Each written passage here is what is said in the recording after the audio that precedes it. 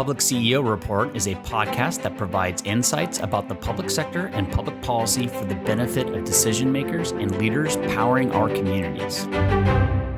I'm your host, Ryder Todd Smith, and today we're joined by Kelly Trainer Policky, Employment Practices Manager at the California Joint Powers Insurance Authority. Kelly, welcome to the Public CEO Report. Hi, Ryder. Happy to be here.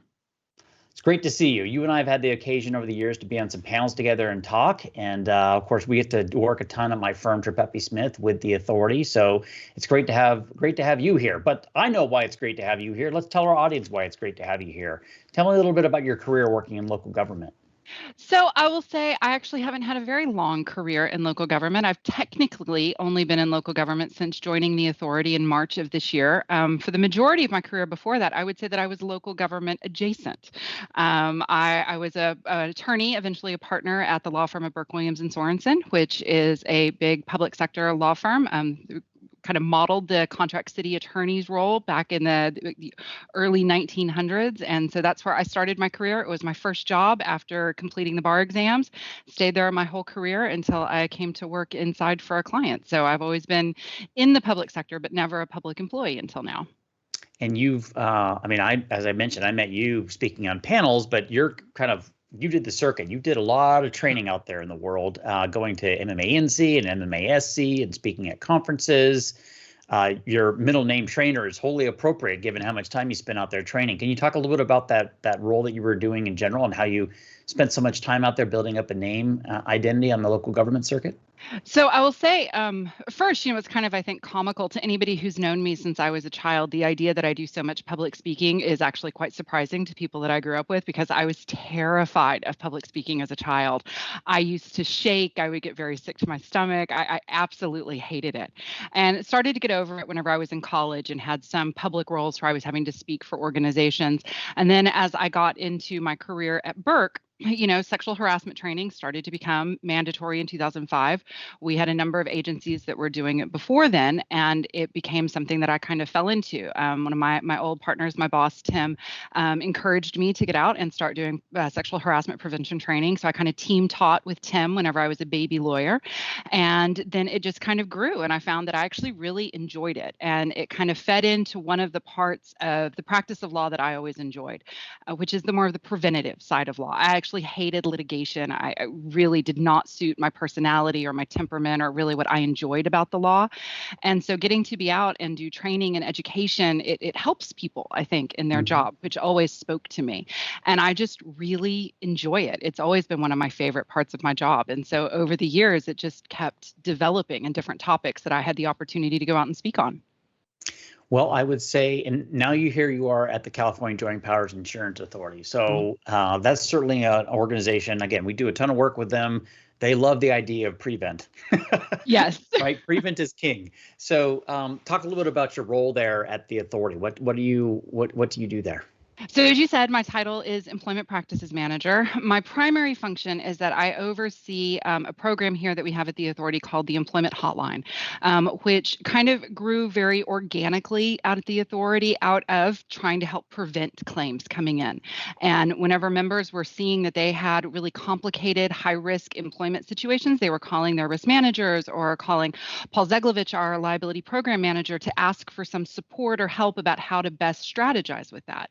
And so the authority started kind of providing that on an ad hoc basis. And over the years, it developed into a much more formalized program. So now I oversee that program and do a lot directly with our members, helping them with high-risk employment situations to try to help them find early and appropriate resolutions to them, or if nothing else, to help get it really prepared for litigation if it goes the way that we never want these things to go.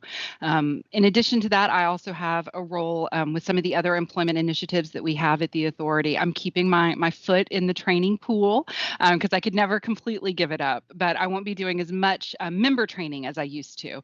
Some special things here and there, and then, sessions still at our academies that we do and forums and whatnot, things like that.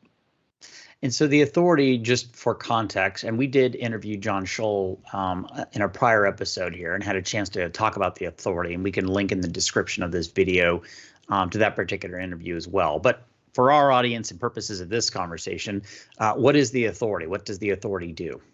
So like you said, like John's interview with you, which I've watched, will do a fantastic job of explaining the authority, way better than I could ever hope to do. But the California JPIA is a risk management authority. It's a joint powers authority, and it provides risk management and insurance to a number of different public entities, just over 120 throughout the state of California. As part of being a risk management organization, as you said, the authority does take prevention very seriously. They're very proactive and I think very inventive about the approach to risk management, which as a business partner with the authority was one of my things that I always loved about working with them. They're very creative and very innovative about how they approach risk. And so we provide a number of different services to our members, both to respond to claims whenever they come in as any traditional risk pool would, but also to really help to try to manage risk ahead of time through the providing of regional risk managers that work directly with the members on a lot of their issues, through our workers' compensation program manager that works directly with members on workers' comp issues, and then with what I do as well on the employment side.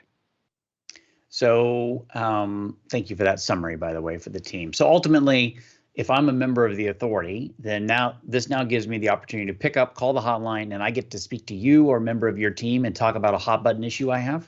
That's right. We have certain things that are excluded from it, of course, but things that could really lead to potential claims under the memorandum of coverage are issues that we would be dealing with. So commonly, that's going to be whenever employers get complaints of harassment or discrimination, retaliation that come in under the FEHA, complaints of bullying sometimes that come in, high complicated disciplinary issues are not uncommon. And then probably the most common call that I get is some kind of combination of extended leaves of absence and disability accommodation, which are some of the most complicated things for HR professionals to have to navigate. And so we help a lot with those. And and this is a benefit that just exists as by right as being a member of the authority? It is. It's a pooled cost to the authority. So there's no direct bill that goes to our members. It's just part of the overall cost of the authority. Okay. Very interesting. And I would imagine most of the people that call you are either risk managers in their organizations or HR directors or someone in the HR department? Absolutely. Usually most calls will come from the human resources manager, sometimes from risk, and then certainly sometimes heads of agencies as well. We'll get calls from general managers or city managers who have a problem they need to talk to us directly about. Right. So I guess you kind of hinted at some of the most common calls you get. Any other examples of kind of other typical things that people might call about? I mean, imagine if one of the members of our audience right now is in the authority and not perhaps realizing that they have this access. And now you're going to get inundated. Congratulations with the phone calls. So any other scenarios to describe out there, or maybe some recently particularly hot button issues beyond the one you just identified? Oh, yeah. I mean, right now, if I go a day without a COVID phone call, I feel like something has drastically shifted in our world. So I get a COVID call almost every single day or an email dealing with COVID. So it's nonstop COVID. Recently, I've had a threat assessment that I worked with one of our members on. We brought in an outside threat assessor to come in and help with potential workplace violence situation. That was a more unique call that has come in recently. And then we've had just some complicated calls, sometimes relationships between elected bodies and staff, and trying to help strategize how to make those a little bit more effective quality working relationships as well. Right. Yeah. Certainly the relationship between city manager, city council members, city staff, it's a complex relationship, right? Especially when you have a council, the council generally and the city manager relationship is generally the council will hire the city manager hires the rest of the staff. There can be awkward pressures that come from council members to city staff. And that dynamic in general, just given the nature of the governance, can create some real challenges for that organization like the authority with your expertise could really be helpful in guiding everybody on to remain on the right side of issues and mitigate costs. So, all right. And how about a related point then? I know that the authority is big on webinars and training. You talked about the fact that you're doing some training. So, and I've having been to the authority campus, their main hall room, which hasn't been used, frankly, because of COVID, is now turned into a massive studio setup. So there's been a ton of broadcasting that's been happening out of there. And then I know that there's another studio that they do a ton of training video production on. So can you talk a little bit about those resources too, and maybe how you're involved in that as well? Yeah, so we just completed our Human Resources Academy. I had my final session this morning before I got on to talk with you. So I was in front of all the big bright lights that we have in there. It's a really amazing production that the authorities invested in to be able to continue providing first quality, high rate training to our members. So through that, I have spoken at both this year at the Risk Managers Academy and then at the Human Resources Academy. And then I've also been doing some partnership trainings. So we did training earlier for the San Gabriel City Managers Association for their annual meeting, where I got to talk with the city managers about telecommuting in the public sector. And then one that I just really enjoyed that we did recently that we did with MMASC. I spoke with Dan Jordan, who is the city manager for the city of Duarte, and then with Greg Murphy, who's a partner at Burke that I previously worked with. He's a city attorney. The three of us put together a panel to talk about just really questions that public agencies have about COVID right now, both on the employment side and on the public side. That was a fun one to get to do. They're great guys to be able to speak with. So that was enjoyable. So Kelly, I think it's a testament to your commitment to your profession that you're able to find the fun in some COVID issue and some nuance of the COVID issue. That's an HR related issue, right? Obviously COVID itself isn't, but it's raised a lot of complexities. And it's changed the work environment too. There's been a lot of remote telework going on, which is relatively new for the private sector. You and I will be speaking on a panel at the September conference for Contract Cities Association on this very subject. You'll be covering legal issues. I'll be kind of covering some management observations and experiences. At our firm, we're 100% virtual and have been since 2015 or 14 or something like that. But raise some of those points. What are some of these things that are coming up around that virtual work environment that we should be aware of or that our audience would be interested in contemplating? So for telework with COVID, I think one of the things that's really interesting is that for me, from an employment perspective, I always look at teleworking in two different boxes. Are we looking at teleworking as an employment benefit, or are we looking at teleworking as an accommodation for disability? Because there's two different analysis that we're going through.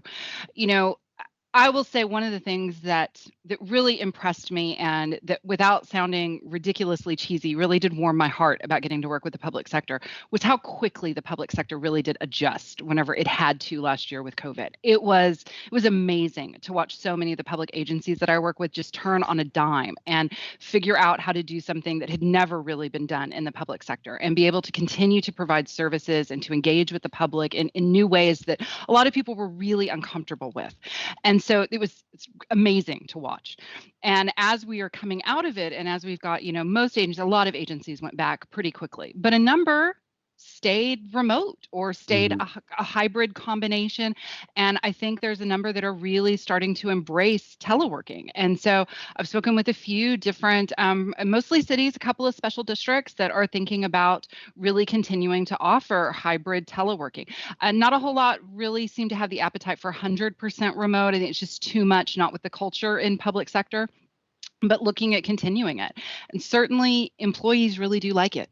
A lot of employees like it. I mean, I will say I've had to commute every single day this week, and I've forgotten what it's like to drive every single day in traffic. So people are getting very used to it. And so I think from a real strategic standpoint, for employers, especially if they are opposed to the idea of ongoing telework, it's perfectly an appropriate choice for an employer to make, but they need to be pretty mindful of it. And the fact that employees are going to probably start looking for this as a benefit, and that agencies that are willing to offer it, it's going to give them a little bit of a competitive leg up for some positions, because it also opens their applicant pool much wider. I mean, if you're willing to have somebody who doesn't come in the office that much, well, you're not just looking at your immediate geographic region. You look at the whole state of California. So there's a lot more options there. There are some potential legal challenges with it. Of course, it's going to be a negotiable item for anybody with a labor union. Almost everything is. So if you're thinking about it, if you're not thinking about it, the union's probably going to ask you for it. So you're going to have to talk to them at some point about it. There are potential issues, concerning making sure that somebody's remote work in space is still a safe workplace to be able to work, and making sure that your both technology and your workplace policies translate well to a work from home, setup. So there's a little bit to be done there, but it's something that can be done for agencies that it's the right fit for. But I will also say for a lot of public agencies, teleworking is not the right fit. They don't have a community that would be supportive of it. They don't have an elected body that is supportive of it. Those things really do matter. If they don't have strong tech and the ability to maintain a remote workforce for an extended time, then it's not the right fit for them, and they should be okay with that and making adjustments for it. And the last thing I'll add about that I think is really interesting is that one thing that I do think that every public agency should be doing is thinking about how it can integrate teleworking as part of its emergency plan. That if there is another, even a natural disaster, something that we're more used to dealing with in California, hopefully never another pandemic, that we're able to quickly turn to teleworking for continuity of government and services during another type of disaster. Yeah, I would agree. I mean, all those points and more. It's a part of my observation too. And you had made mention of whether or not the city hall culture would support it, right? I mean, that's partly a question of, is the city council comfortable with it? Is the community comfortable with it? Is the management at the city comfortable with it? And if not, like, what does it take to get comfortable with it, right? I mean, obviously, there are organizations. I'd like to think our organization at Tripepi Smith has been quite successful having a 100% remote work environment. My employees love it. They don't have to generally commute. Yes, we have to make road trips and get stuff done and go see clients, which we love.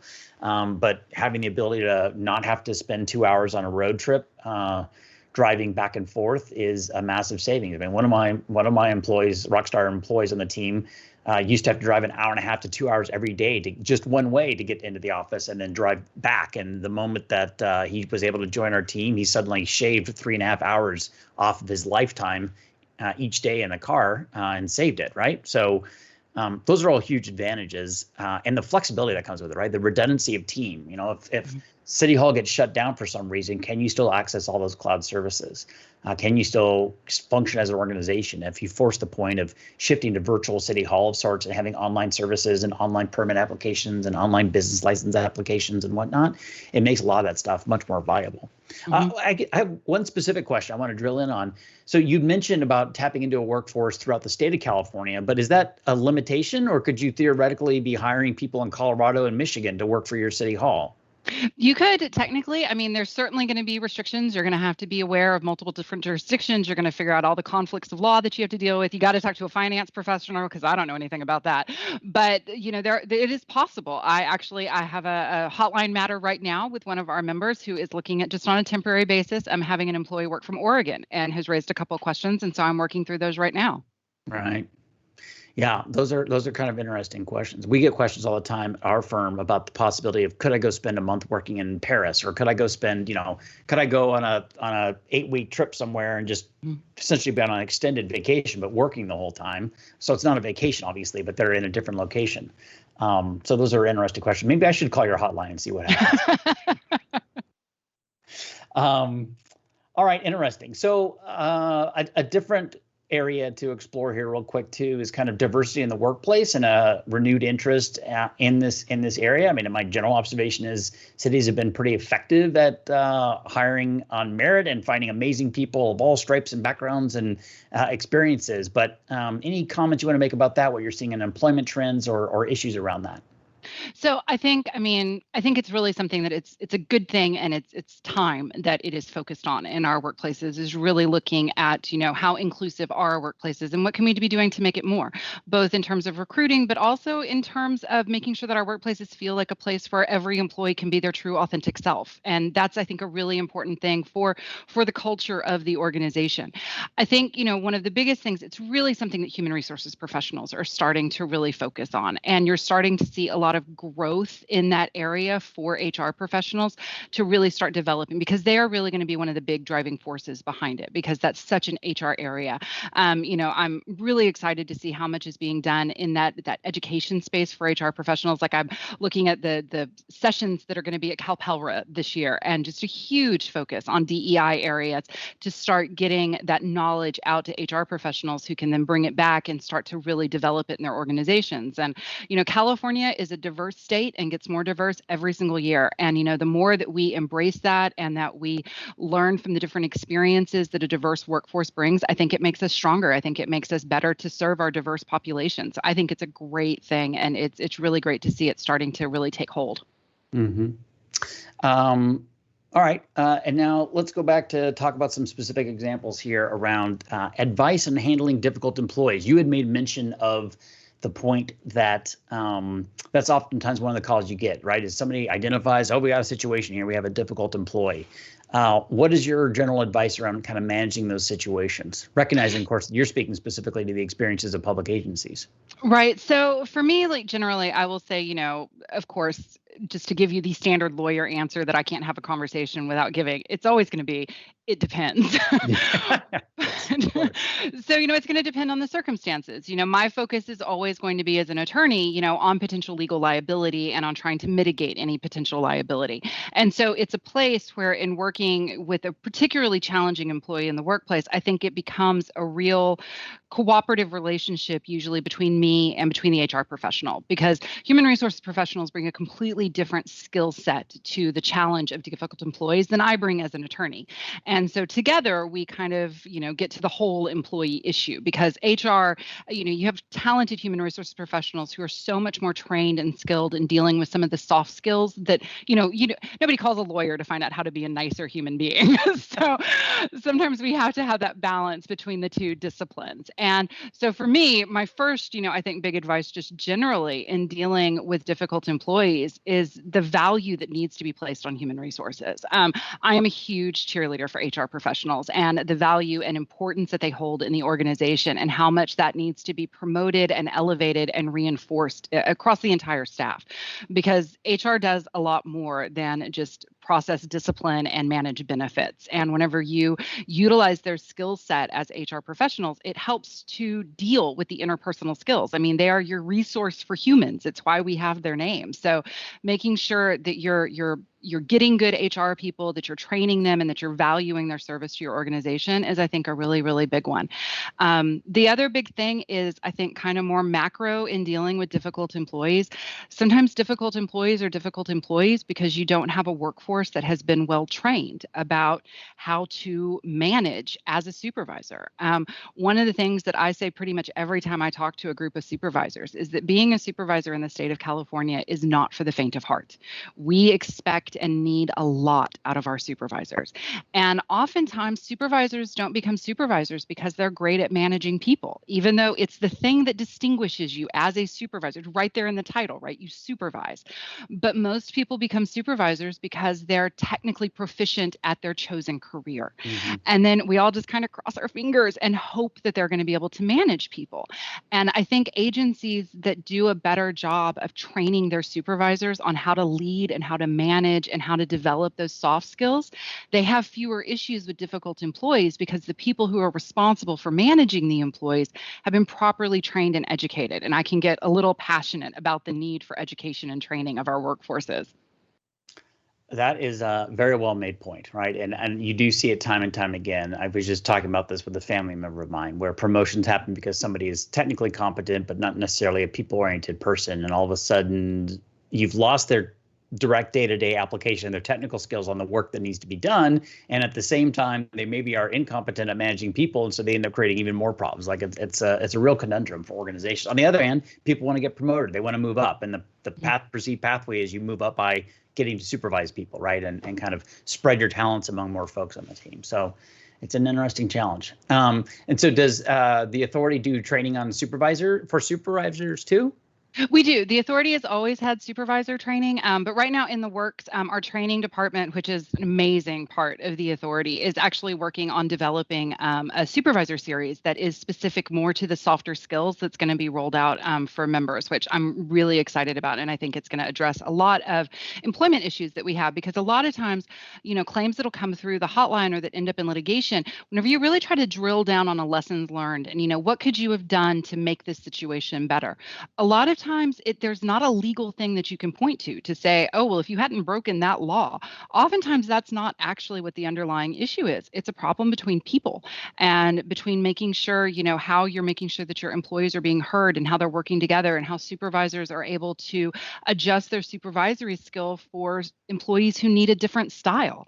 Right. And so, we're working on that right now to get something out to help our supervisors in that vein.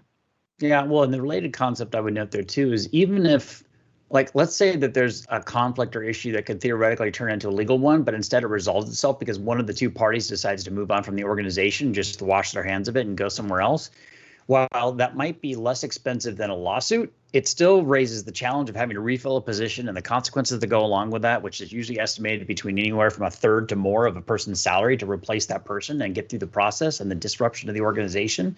And the more senior the person, the bigger the disruption. So, not only can working things out with this management perspective or supervisor perspective, avoid lawsuits, if it can also avoid the turnover in staff and the consequences that come with that, that's also a big win for the organization too.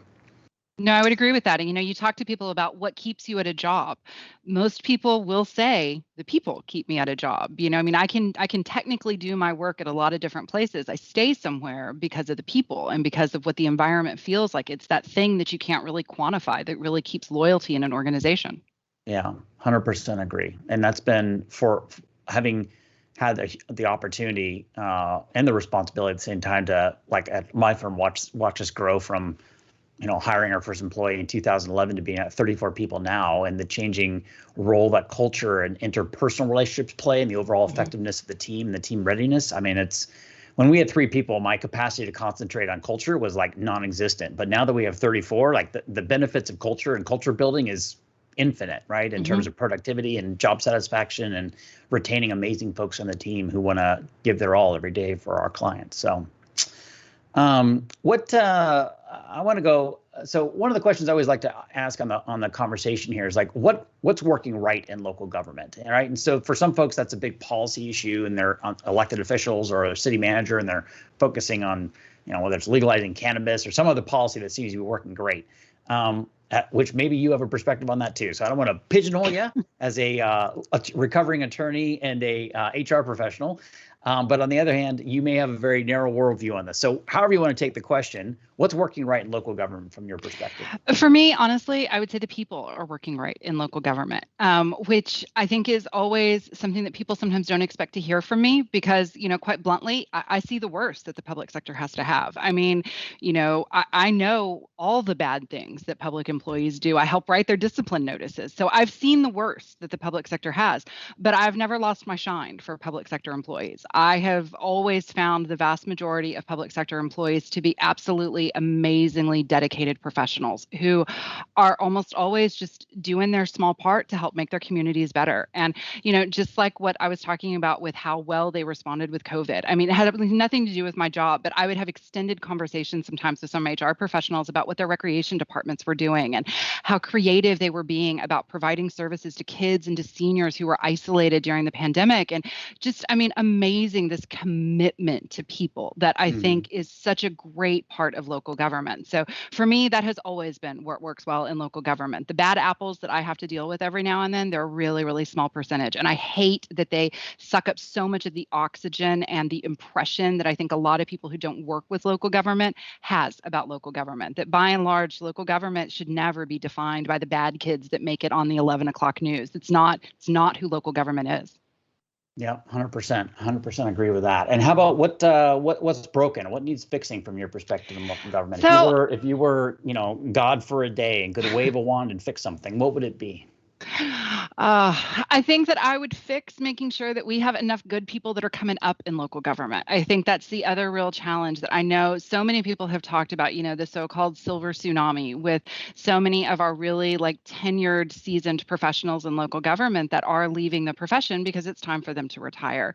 And really making sure that we've got good people that have been trained and are ready to step up to be the next generation. And for me, if there's one thing that I would love to change, I would love to change how the public sector markets itself to our current generations, to our younger generations, to our millennials and our Gen Z, because there's such a strong commitment within that generation of service.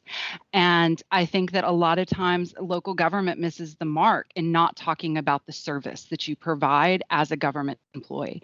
And that in addition to having, a great job with great benefits and, all the good things that, you historically hear, that one of the great things about local government is that you can truly be the person who tries to effectuate some change in your neighborhood, that planning matters and recreation matters and public works matter. All of it matters so much to our communities. And that whenever you talk to people who don't really have an understanding of government, that the things that they see that are most important to them are always local issues. I mean, it's important to make sure that that traffic light is properly timed so that traffic flows down your street, right? It's important to people's lives. And just these little things that you can do to make people's lives better. I feel like we don't do enough good job of really talking about that in that really positive spin, that local government makes a difference. Yeah, I will admit I'm a huge fan that when I turn on my faucet, water comes out, clean water I can drink. I'm a massive fan that when as it goes in the sink, it just disappears somewhere magically and gets taken care of for me, right? Like I'm a big fan of those things. I love that there are wonderful, friendly police officers who patrol the streets of Tustin, and that my streets don't have potholes. Like those are all good things. They're very good things. All right. And then I guess a last question, just as kind of we'll end on a high note here in terms of opportunity and advice that you have. So how can leaders create a positive workplace environment, right? How can they set that tone that feels safe and where employees feel valued and really, creates that environment where people want to come to work because of that X factor that you talked about a little bit? What can leaders do to make an impact there that you've seen successful? Oh, that is the proverbial $64,000 question, isn't it? How to actually make it happen in real life. Yeah, exactly. Yeah, I think one of the biggest is honestly that employees need to be heard. Employees need to have a space where they know that they have a voice. I think that a lot of times employees that are dissatisfied and unhappy, it's because they don't ever think that they're heard. And not because they don't always get their way. I mean, certainly there's always going to be, an employee here or there who thinks that it's wrong if you're not doing it their way, but just that they're not heard, that their opinions aren't taken into consideration, that they don't feel like that their city manager, their department head or HR, whoever it is, that they don't really listen to the employees. And I think that listening is an underrated skill and something that could really be more valued within pretty much every workplace, not just the public sector. I think that having a leader that listens is really, really important. And I think does start that culture of you are important to our organization. And by listening and hearing what they have to say, sometimes employees have amazing ideas. It was something that I used to have to deal with at the bargaining table. I don't have to deal with labor relations anymore in my role, but whenever I was at Burke, I was a labor negotiator as well as an advisor and a trainer. I did that too. And sitting at the table, there were times that the employees would come up with really great creative solutions. And if not for that process, that information probably wouldn't have made its way to management. Mm-hmm. And so trying to find a way where employees do have that opportunity to be heard and to have, people that will really listen to them, I think helps a lot. And then I will absolutely say training, and some more training, I think is always necessary. One of my organizations that I used to work with had a robust training program. It was one of my things that I loved about them. They offered internal supervisor training series for it was great. And I had the honor of getting to be part of that, to where I would come up and did a couple of the legal sessions for them. And even whenever talking to supervisors on really complicated legal issues, talking to them about our leave laws and disability and how that all works and what their role is, they were thirsty for that knowledge. They wanted to understand what their role was in the organization and what they could do to make it better. Any supervisor that is worth their salt wants to do a better job. They want to learn more. They want to do more. They want to be able to contribute more. And giving them that opportunity, I think, also helps to grow. Because whenever you start growing your supervisors at every single level, the whole organization rises up with it. Yeah, 100%. 100% agree with that. That's and the value of having a culture of employees who want to learn, which is usually emblematic of a high performance employee. Like that's a very important thing you want to encourage and embrace and celebrate the successes of folks who are in that environment and learning. So, well, I hope that our audience listened up today and followed your good advice on being a great listener as a great leadership trait and taking advantage of it.